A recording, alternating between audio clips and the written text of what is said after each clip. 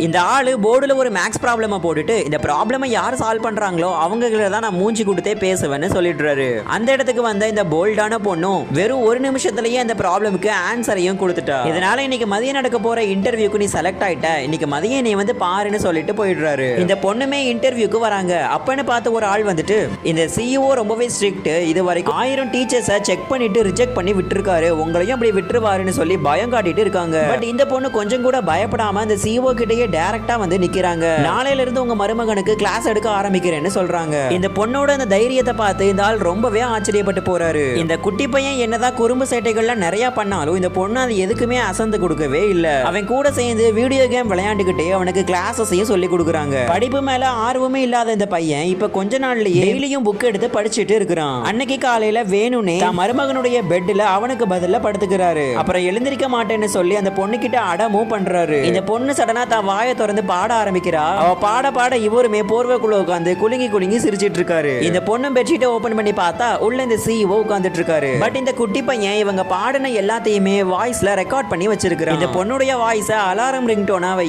இனிமே இந்த வாய்ஸ் கேட்டதுக்கு அப்புறமா தான் நான் தூங்கி எந்திரிக்க போறேன் அப்படின்னு சொல்றாரு.